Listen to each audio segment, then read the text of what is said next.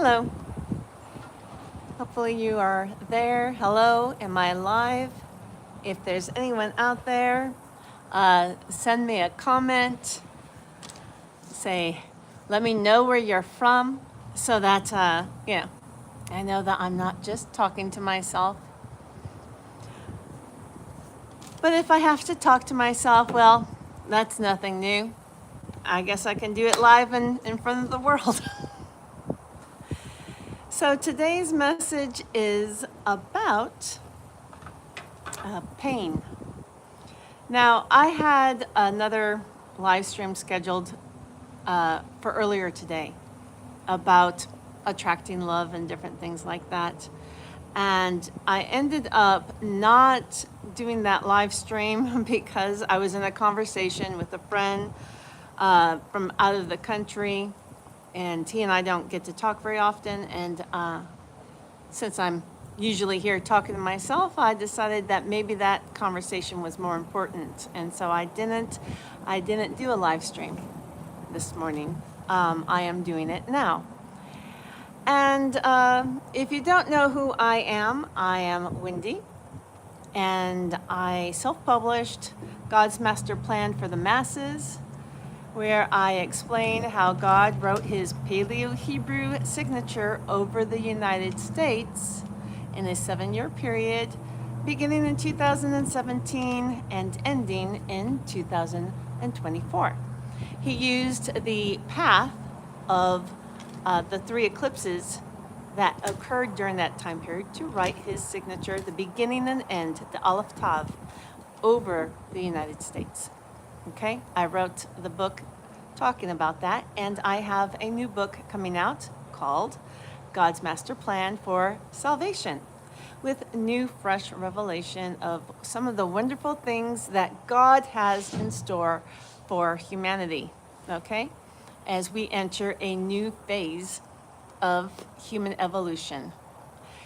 And so if you would like to purchase either one of those books, you can get them on Amazon. There's a link in the description box below. The second book, God's Master Plan for Salvation, is available for pre-order, but it is not going to be released until September 21st.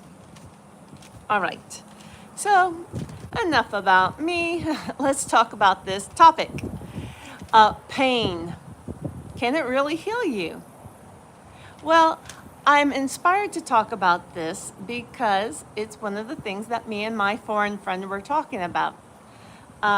We were talking about good and evil, and that, what is good, what is evil? And I suggested that pain and suffering is evil. And he quickly corrected me, and he said, is pain and suffering evil? Or does pain and suffering help you identify what is hurting you so that you can make the appropriate changes? And this is true. What I meant, and there's always like a language barrier between us, okay? So we don't always communicate very well. But what I meant to say is the things that cause pain and suffering, not pain and suffering themselves. But he is very meticulous, and he caught me on that, and he corrected me. So in my opinion, the things that cause pain and suffering, such as murder, theft, lying, those are things that cause pain and suffering in others, right? Rape, adultery. Adultery might not hurt you if you're the adulterer, but it hurts the person who is being cheated on, right?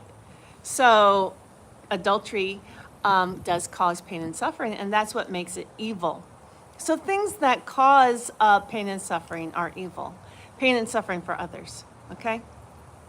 So that is my personal opinion. Now, let's get back to what he said, because he corrected me, because I wasn't very specific. And he was correct. He said that pain is good. What? What a foreign thought. How can pain be good? Well, if you take that pain and you use it to identify what is causing pain, then you can fix what is causing pain and make things better. Hello, thank you for commenting. So anyway, yes, for example, how many of you have heard of this joke? I heard it when I was a kid. The guy goes to a doctor and says, Doctor, doctor, what's wrong with me? Every time I touch this spot, it hurts. And the doctor says, well, then stop touching that spot, right? That might stop pain, but it really doesn't get to the source of it. But if you have the pain, now that was an old time solution, right? We put Band-Aids on things. Well, if it causes pain, just avoid it. Well, what about getting to the root of the problem? Hello, thank you for stopping in. How about getting to the root of the problem? What really caused the pain to begin with, right?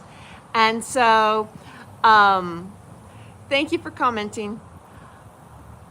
So, what caused the pain to begin with? That's what we got to do. That's what we address. All right? It's not going to stop the pain, to just ignore it. All right? Because you might accidentally bump your arm against the wall or whatever. But you got to address the issue. What country? Hey, you guys, let me know what country you're from. I'm from the United States. Anyway, so yes, pain, as crazy as it sounds, can be good. Now, in my personal life, I have pain because there are things that I want to do and I haven't done them. So for my personal self, I have to turn, oh, you're from India, hello. I have to turn inwardly and I have to look at things in my own life that are preventing me from accomplishing the goals that I want to in life, okay? So that kind of causes me pain, and it's not easy to look in the mirror and to address some of the things. You know, a lot of us, we have fear of the public. We have fear of talking to someone you like. You know, what is causing you pain? And so that is really what the topic is today. I'm going to go ahead and share a Bible verse.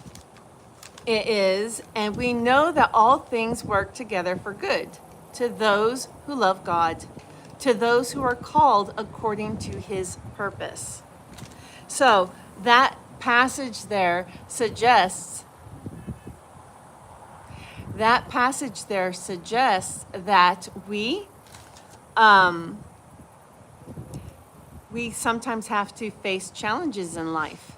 But if we push through those challenges, and conquer those challenges, then, especially when we're working for God, you know, for a higher power, then we will prevail. All right?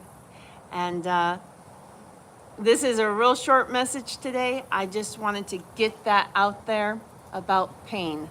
Pain can be good. It sounds counterintuitive, like that sounds so crazy, but it is true. If you can take your pain, identify what is causing the pain, you can get to the root of the pain and heal it. All right? Well, anyway, thank you guys for stopping in.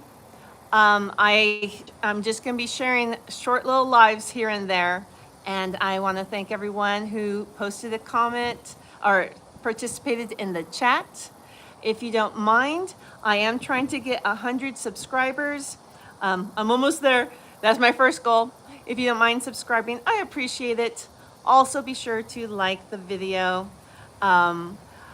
In this channel, I will be discussing things that are a little off topic according to like traditional Sunday school lessons. I did share some Rapture dream 1111. Thank you. That's a good number. Yes, I'm ready for a new beginning.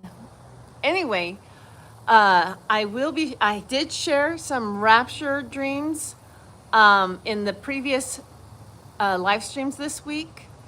Check them out. They're not going to be on on my regular post. It's in the live stream section. And so if you're interested in those, they're available. What is amazing is my rapture dream. There was two. One was a rapture dream, and one was a warning dream about false teachings. And what is amazing is shortly after I shared my live stream about my rapture dream and the false teaching warning, where I saw a wolf, okay, in the dream, shortly after that, this experience was confirmed. My dreams were confirmed because as I was leaving a grocery store in real life, a wolf came up to me and sniffed me. Okay, that happened. So God was using that as a confirmation that the messages I had to share were important. So please check out my rapture dream.